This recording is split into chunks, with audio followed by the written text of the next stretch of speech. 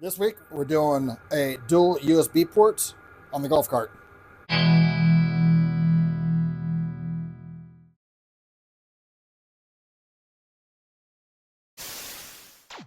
Sometimes if you're out taking a lot of pictures or video in my case, you just might have to charge your phone. A USB port, not idea. It's got two ports with a rubber weatherproof cover, and I don't know how strong it's going to be. Wait, 2.1 amps. I'm not sure if that's good or not, but at least it'll charge up a little bit. I've kind of looked around. Where do I want to put it? I've already got a phone mount over there, so that's kind of, and I got the lights in there for the controller for the lights. So that's kind of full. I got all these cup holders here in the way. I can't really put it. I don't want to put it over the instructions. So, but wait a minute. What about right here?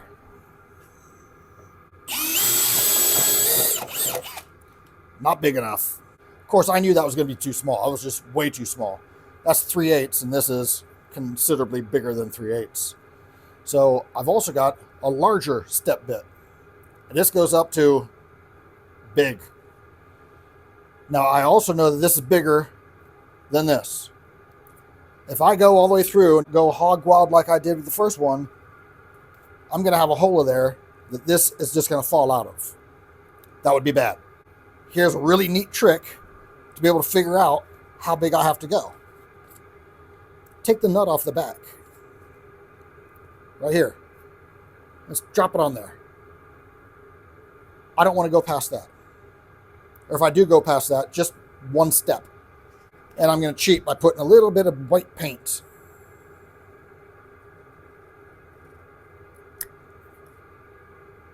That is my stop line. It's all but foolproof. It takes a really good fool to screw this up after doing that.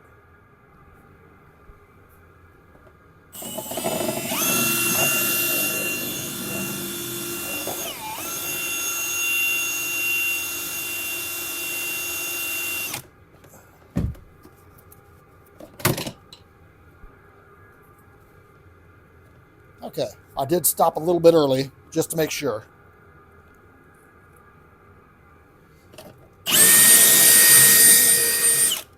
Plus, this doesn't want to drill through plastic.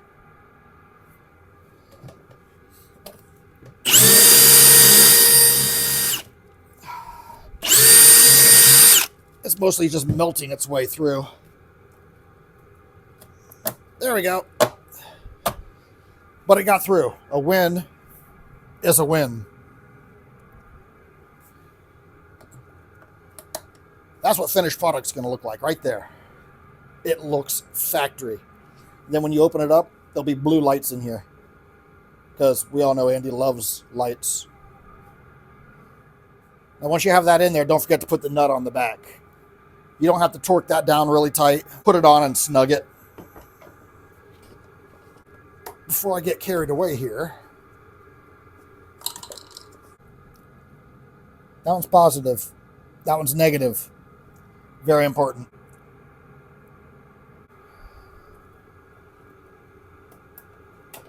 You also want to deburr the edges. That's what separates us from the hacks.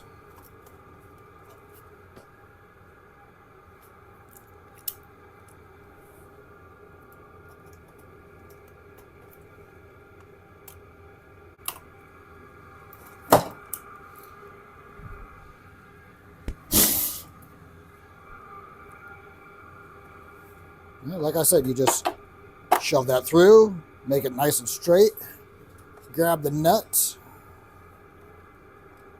spin that bad boy on there. Like I said, you don't even need to get pliers on there. Just get in there with your fingers. You don't even need to make torque noises, just tight. Like I said, that's going to be the finished product. That's perfect. Now comes the fun part. Now, being that this has a blue light in it, again, LED, but still, it consumes power. So, I want to put this also on a keyed ignition source. That way the lights turn off when you turn off the key. Also, the power goes off to it. There's no reason to have it powered up while the thing's sitting still in the garage for a month. I need a keyed source for this one. I'm going to find a keyed source, and I'm going to have that as my tap for both the dome lights that I haven't done yet and for this. I'm also going to need a ground wire for this one. Actually, I'm going to need it for the dome lights too. But all I got to do is run positive and negative to this, and this install will be done. When you're doing this, you don't even have to have new fancy wire or anything. This is literally from the old headlights. The only thing I don't like about this is that they're both black. I'm okay with that as long as you're okay with that. Now I got to find a keyed source. Shouldn't be too awful hard. There's a key with a couple wires on it. Yes, it should be that easy. I'm using a digital multimeter. I put it on DC, direct current. That's the kind of current that cars and boats and anything with a 12-volt battery is going to be 12 volts DC.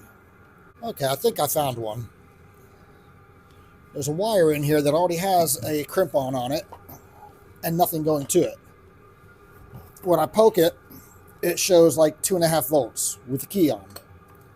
Now, this crimp-on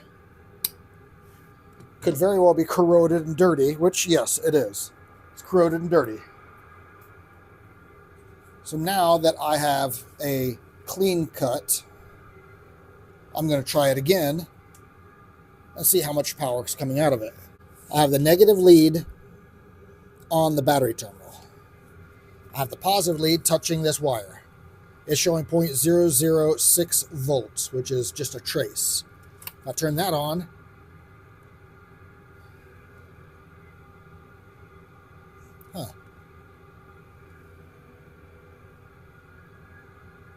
less than a volt. Doesn't change there.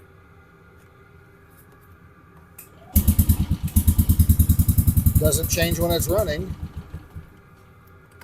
All right, that's just weird. So I'm going to go ahead and put a crimp on that just so that it's not bouncing around as a hot wire. Just in case it powers up for some reason at some point.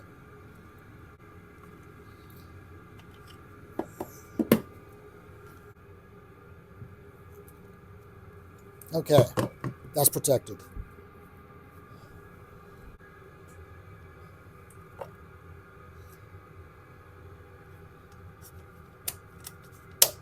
I've got one. Yes, I've got one. Perfect. So the positive wire going into the turn signal flasher has power when the lights are off or on, but with the key on.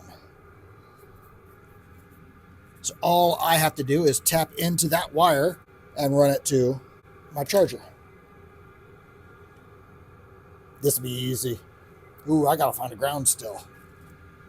Not so easy. Well,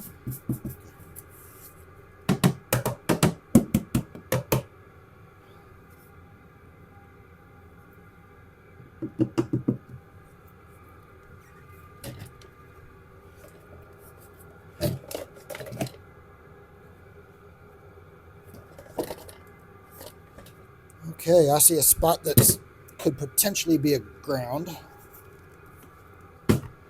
And again, to check to see if there's a good ground, I do it the other way around. I put the positive lead on the battery on the positive side, and then I poke here with the ground.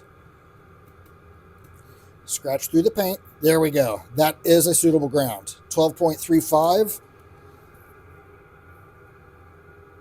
12.36. So I'm losing 0.01 volts through between this battery terminal and this body mount here. That's good. That's real good. So what I need to do is I need to clean up the paint here, and then I need to make this into a ground. Whatever it takes to remove paint. You can use one of those plastic wheels, Scuzz Buster, I think it's called. I don't even know if this is going to get in there. That's not going to get in there. Let's see, all this right here is hidden behind the dash when the dash is put in. So I'm not worried about this being pretty.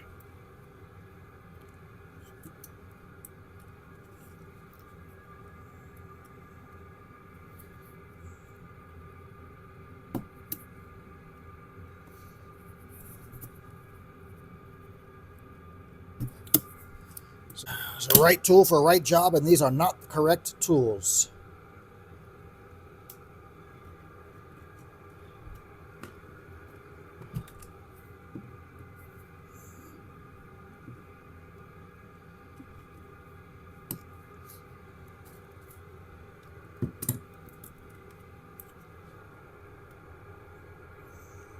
Make this just a little bit bigger.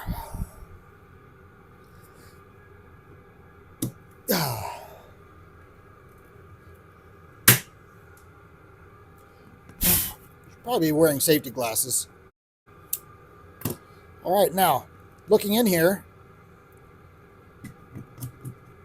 I've already a very shiny metal surface. If it's shiny, it's clean. So I don't need to grind it. Good. So I don't think that wheel is going to fit in there anyways. In case some of you haven't noticed, I kind of hoard car parts and goofy stuff that most people would just throw away. Now, back when I was into the old Chevy trucks, I parted out a couple, and I had even more that I just bought parts from that I didn't need.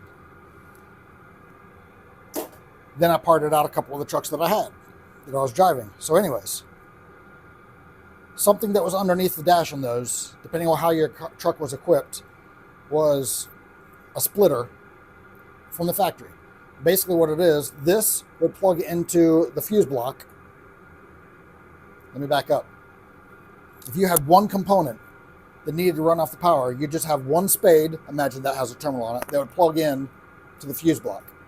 Now, if you had some optional equipment that needed more, then they would use this. They would plug this into the fuse block. Then you have a tap right here where you can plug in that one thing, and then this wire over here would go to the other thing. I can use this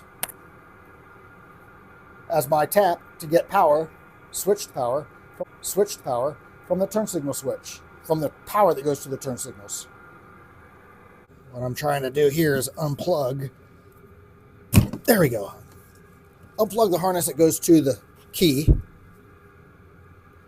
and then pull off this piece that went to the flasher. And it's got some barely sticking on tape.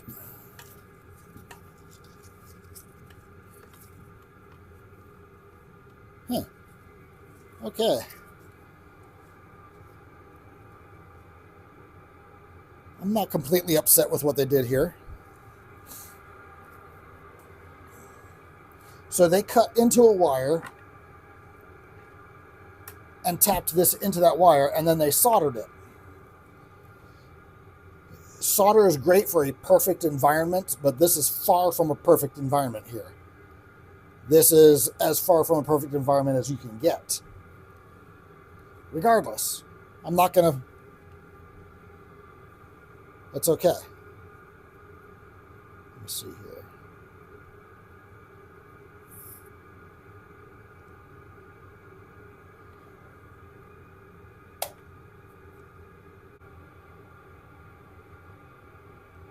This will work. This will work great.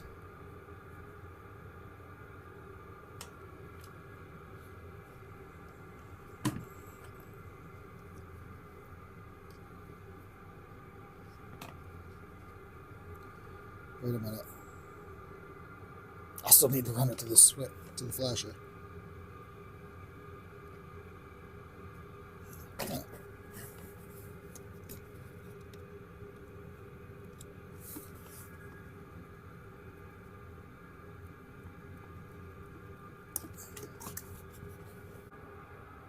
So here we go. Total win. We've got the waterproof cover. Flip it open. Notice it's out. It's turned off. You turn on the key and the lights come on. plug this in, and plugged in. There you go, it's charging. And just to drive it home, once I turn off the key, it stopped charging.